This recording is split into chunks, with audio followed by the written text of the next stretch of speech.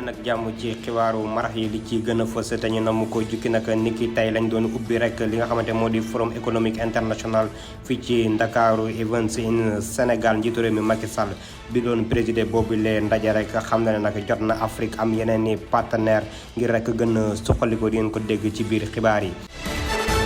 leneen ci ay ponk waa F24 daal dinañu rafetlu ndogal bi nga xamante ni njiitu réew mi Macky Sall daal dina koy jël waaye nag ñoom yemuñu si ñu ngi xam ne nag jot na ñu amal élection ya nga xamante nag képp ku bëgg a nekk candidat daf si war a nekk candidat ba noppi ñu bàyyi li nga xamante nag moo di détenu politique yi di ngeen dégg Alioune Sané ci biir xibaar yi. ñi ngànk njàng mu kawe mi ci fukki réew ak ñaar ci Afrique sowu jant li ñu bëgg rek mooy ay ndaw yu ñu formé ci yooyu les métiers ay ndaw yu bëgg seen réew tamit ba tax ki nga xamante nag mooy di professeur Amadou Abdoul Sow di directeur général bu enseignement supérieur daal dina àddu ci boobu leen ndaje ñu amaloon leen ko dégg ci biir xibaar yi mbokk yi lii lépp ab tënk la nees kiis ñu yaatal. dal leen ak jàmm ci xibaar yi njiitu réew mi Macky Sall ni ki démb naka ba muy amal conseil des ministres daal dina fa jël ay mesures yu am solo bokk na ci waajal jongante njiitu réew ñu dëgmal ba tax mu ñaax gouvernement bi rek ngir mu amal ab plan d'action bu ñeel wàllum juróom-benn weer yi ñu dëgmal ca noonu daal dina rek xam na ne yu jëm ci wàllum njàng mu kawe mi ci daara yi jot nañu ubbi ko ba tax suñu ndaw di Cheikh Tidiane Thiam daal dinañu yëral boobu les communiqué bu conseil des ministre ñu teewlu ko. ndajeem conseil des ministres démb lañ ko doon amal ca makaanu njiitu réew mi boobu la ndaje ki ko jiite woon mooy président Macky Sall. bi muy tàmbale kàddoom jubal na ay ñaan jëm ci mboolem umma islamique bi yépp ginnaaw bi ñu jugee ci feetu tabaski bi njiitu réew mi Macky Sall daal dinay woyal kàddoom ci rafetlu ponk yu mujj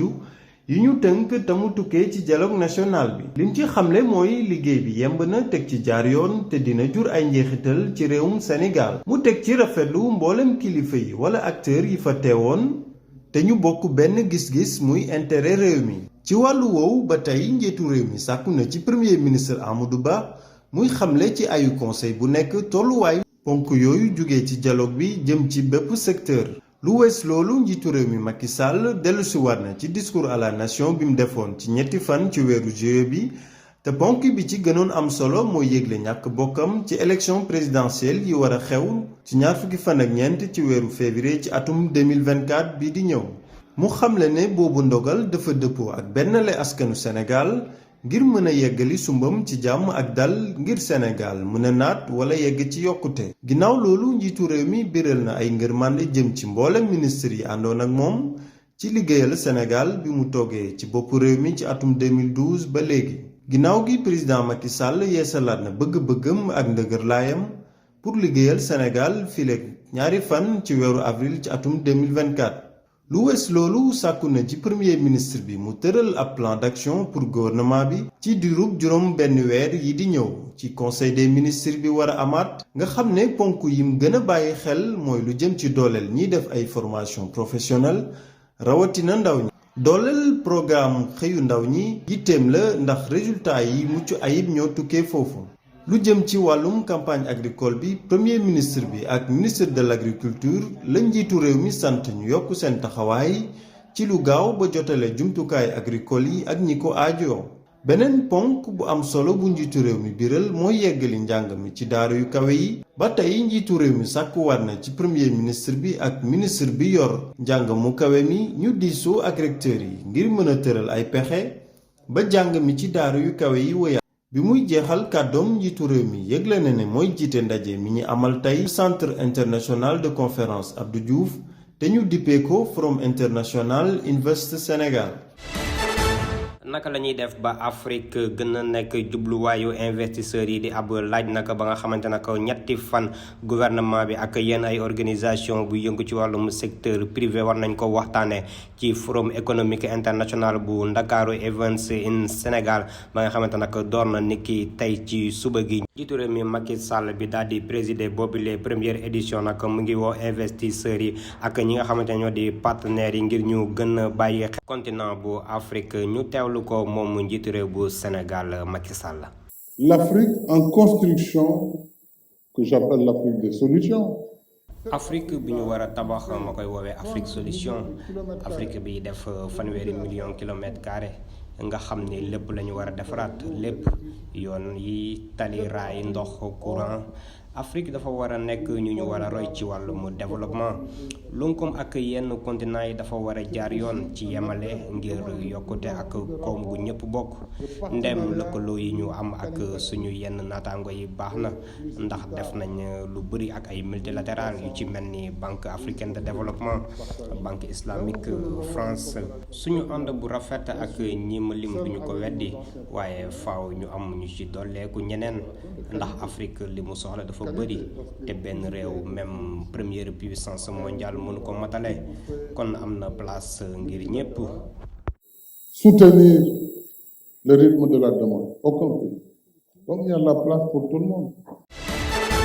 ginnaaw kàddu yi nga xamante nag njiitu réew mi Macky Sall daal dina koy yëkkati ñeel wàllum ñetteelu mandaam waa F24 génn nañ ñoom daal di rafetlu li ni mel ñoom nag di xam ne nag loolu dafa dëppoo ak li constitution bi daal di tëral waaye tamit dañuy wëyal ab xeex ngir rek képp ka nga xamante ni war na dem ca yooyu lay jongante njiitu réew mu dem ci te ñu bàyyi bépp ka nga xamante nag ñoom ñi lay di leen woowee wàllum détenu politique. Aline Sané di vice coordonnateur bu F24 àdduna ci li ni mel ñu teewlu ko. F24 mu ngi jaajëfal sénégalais yi dans toute leur diversité toutes les forces vives de ce pays. gannaaw xeexu 2011-2012 ci mbirum troisième candidature Abdoulaye Wade et que ci jamono yii ñu nekk ñu gën a dëggal seen bopp ni bëggatuñu réew mi dellu ci gannaaw ci ay acquis yi nga xamante ni am nañ ko ci démocratie notamment mbirum troisième candidature bi nga xamante ni constitution wu Sénégal réglé na ko ba pare. mu respecté kaddu yi nga xamante ni jibal na ko depuis jamono yooyu mu doon kaddu yi nga xamante ni bind na ko ci téere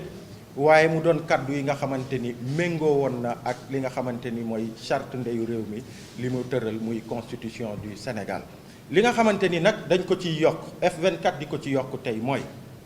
naam c'est vrai mbirum troisième candidature bi benn la ci ponk bu am solo c'est vrai. mais am na yeneen ponk yi nga xamante ni am na solo lool ci xeex bi bokk na mbirum élection yi ñu jëm que ñu fexe ba mu doon des élections qui soient libres transparentes et inclusives. le parrainage continue d'être benn nébuleux bi nga xamante ni classe politique bi société civile bi acteurs yi amuñu ci contrôle et que président Macky Sall ci ndaje bi mu am ak les élus wax na ko sax ci ay kaddu. boo ko dégloo bu baax da ngay comprendre ni mbirum parrainage bi ba tey moom moo ciy buur di ci bummi beneen ponk bi nga xamante ni aussi am na solo mu war a tax sénégalais yi ñu gën a jekkalaat seeni taxawaay mooy mbirum élimination wu leader nu mu tuddati candidat yi nga xamante ni c'est des leaders politiques di leen éliminer sur la base d'artifice politico-judiciaire mais président dañu bëgg nga xam ne acte bi sincérité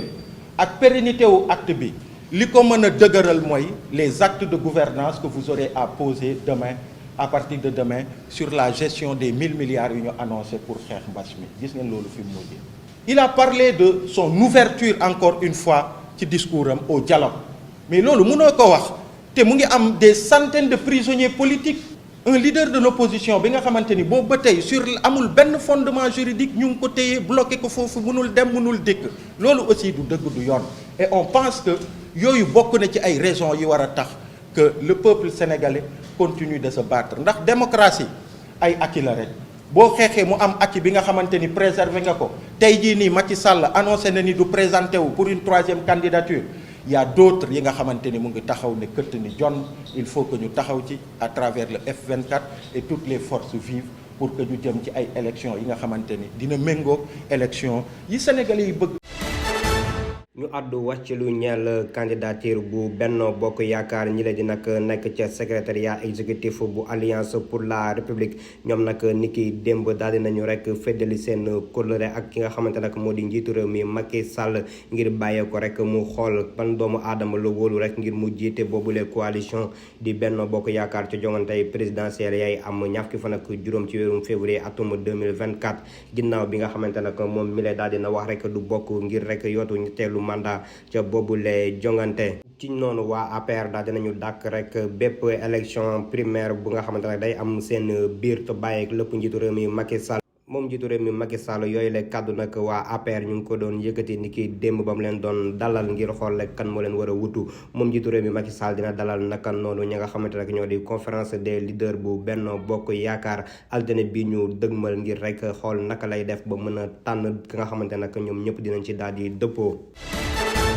njiital groupe parlementaire bu yeewee askan wi Birame Souleye Diop moom nag daje nañ ko rek placé ci garde à vue fële ca sûreté urbaine ca commissariat central. moom mi lee di maire bu commune Thiès Nord rek dafa daal di yëkkati woon rek ay kaddu yu teggandikuwul keroog ba ñuy nga xam ne waa coalition yeewi askan wi ñu ngi jàkkaarloo ko taskatu xibaar yi moom mi ne nag yëkkati fa ay kaddu ya nga xamante nag ginnaaw bi nga xamante ne daal dina jéggalu terewul rek ñu woolu ko fële ca sûreté urbaine moom nag liñ koy toppee bokk na ci kàddu yu tegg newul jëmale ko rek ci njiitu réew mi Macky Sall ak la nga xamante ne moo di diffamation bi nga xamante nag ku fekk ca pencu ndaw réew mi moo ko daal di amal rek jëmale ko ci ab chef d'état étranger ak li nga xamante ne moo di nature à saper les relations diplomatiques de l'État ak discrédit sur une institution de la République bu ñu sukkandikoo ci nga xamante nag moo di avocat bu koy layal wala bokk ci avocat yi di maître Moussa Sarr.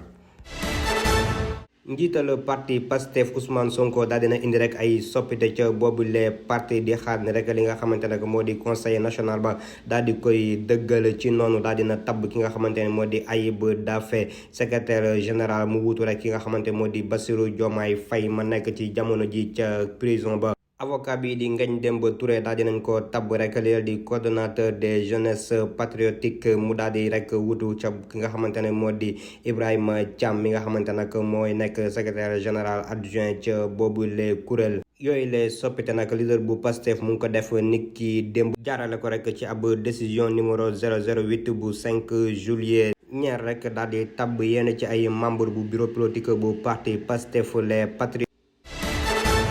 ñu àddu wax ci wàllum diplomatie ambassadeur bu France fii ci réew bu Sénégal Philippe Laliot nag moom nag mu ngi annoncé rek li nga xamante nag moo di tàggatoom fii ci réew bu Sénégal di pays de la Teranga ginnaaw bi mu fi defee ñeenti at moom mi la nag wane na mbégteem bu baax a baax ci servir fii ci réew bu Sénégal. moom mi la di xam ne nag waa France dañoo baaxoo rek seen ay ambassadeur ñetti at la ñuy def wala lu mu gën a bëri ñeenti at ci am réew. moom mi la nag mu ngi xam ne lu ni mel ci suñuy naataango ya nekk ca APS ginnaaw rek bi mu si yokkee rek ne wane na mbégteem bu baax a baax ndem ñëw na fi ci ab contexte bu difficile ci atum 2019 tombé ak li nga xamante ne moo di Covid 19 waaye nag réew bu Sénégal du ko fàtte mukk to am na fi ay xarit ya nga xamante nag fas yéene naa wëyal seen ab xaritoo to image bu Sénégal day wëy di ko marqué ci nga xamante nag moo di Dakar jàpp Matam ak Ziguinchor ak yenn ci ay réew yu bari fii ci diwaan bu Sénégal.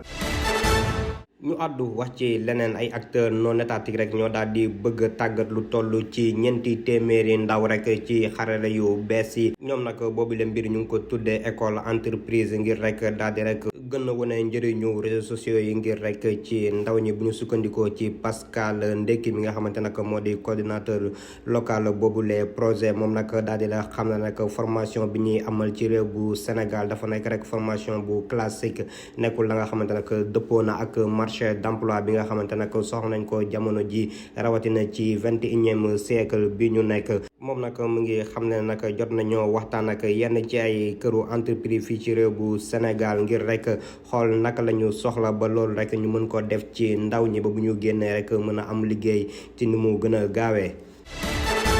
kàngam yi ngànk jàng mu kawe bi bàyyeekoo ci fukki réew ak ñaar ci Afrique sowu jant ñoom nag li ñu bëgg mooy ay ndaw yu am xam-xam yu bëgg seen réew ngir suqali ko. ñoom nag teewoon nañ fii ci diwaanu Ndakaaru ngir xool rek naka la ñuy def ba système éducatif bi gën a mucc ayib ñoom nag li ñu bëgg rek mooy wàllum démocratisation de l'accès à l'enseignement supérieur li nga xamante nag xewoon na fi ci la université Cheikh Anta Diop ak yenn université yu ñu saccagé metti na leen loolu ñu teewlu kàddu yi professeur Amadou Abdoul Sow moom mel di directeur général bu enseignement supérieur. La C2R en Afrique de l'Ouest couvre 12 pays que sont C2L bu Afrique sowu jant nekk na fukki réew ak ñaar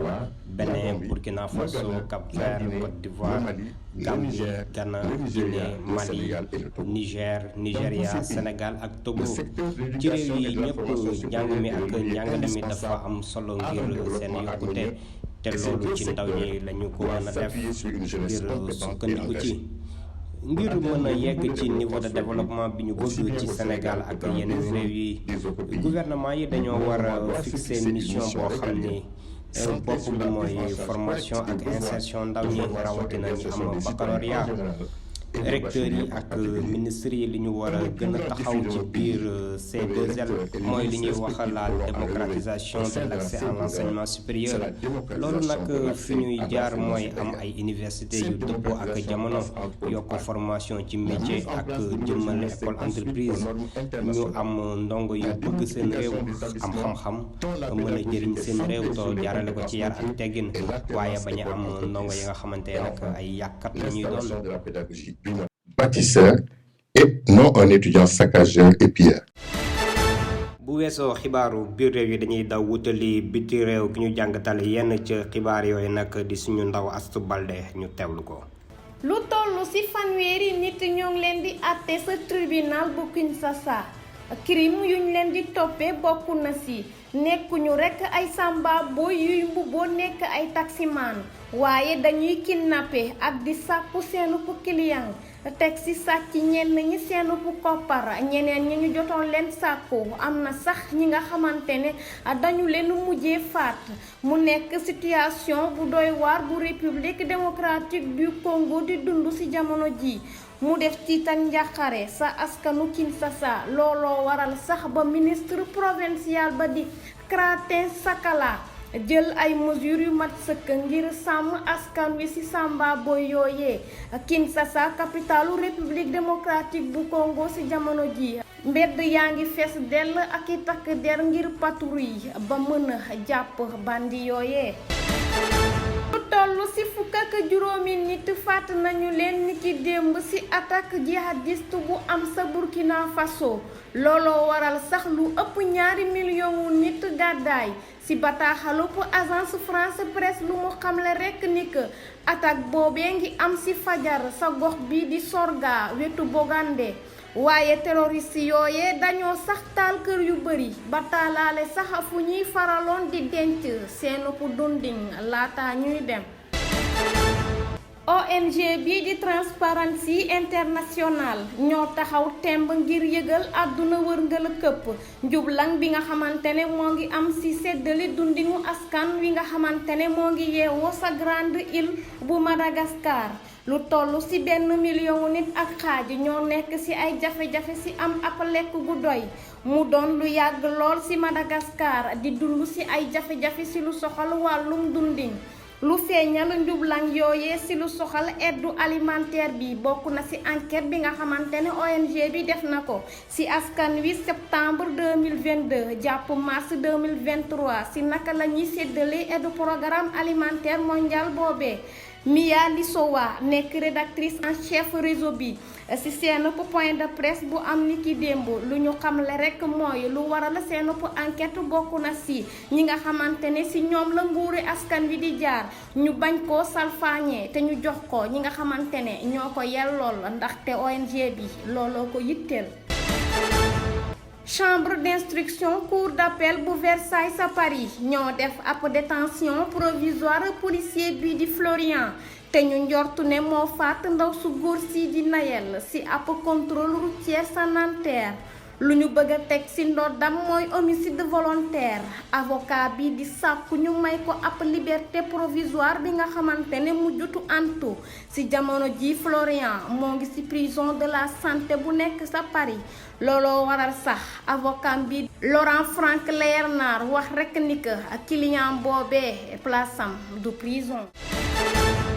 ñu wax ci wàllum Ligue des Nations ñeel jigéen ñi Dakar Sacré-Cœur bu Sénégal nag dina amal jonganteem bu njëkk juróom-ñaari fan ci weerum août bi ñu dëgmal seen digg ak Mobimbo Queens bu nekk fële ca Sierra Leone boobu lay jongante nag ñeel wàllum tournoi qualificatif bu Ligue des Nations ci wàllum jigéen ñi bu confédération africaine bu football zone USA bi nga xamante nag ñu ngi ko war a amalee fële ca Libéria boobule tournoi qualificatif bu weesoo ñaari équipe yooyu nag AS Mandé bu Mali ak Determine Girls bu Sierra Leone bokk nañ ca boobule poule nga xamante nag ka jël premier mooy daal di rek qualifié ci Ligue des Nations bu CAF ba nga xamante nag war nañ ko amal fële ca réew bu Côte d'Ivoire. ci tàggat équipe bu Sénégal bu football ñi seen dégg-dégg naqari di Souleymane Bara Fomba daal dina woon niki démb lu toll ci fanweeri joueur ngir rek 3e stage ñeel wàllum préparation 4e édition bu coupe du monde ca boobule catégorie bu ñu war a amal ñaar fukki fan ak ñett ci weerum sàttumbar jàpp juróom-ñaari fan ci weerum octobre fële ca Malaisie boobule 3e stage nag wàllum préparation dinañ ko amal fii fukki fan ci weerum juillet jàpp fukki fan ak juróom ci weerum août. réew bu Sénégal ca boobule coupe du monde mu nga nekk ca groupe D bi daal ci ànd ak réew bu France Australie ak ki nga xamante nag ñetteel bi dinañ ko xam ci fan yi ñëw ginnaaw bi nga xamante nag match qualification yëpp dinañ ko daal di football. boobule élément sax mooy ndar képp xibaaru marax yi di leen jaajëfal ci topp bi fii ci M7 TV région bi dina fi dikkaat léegi.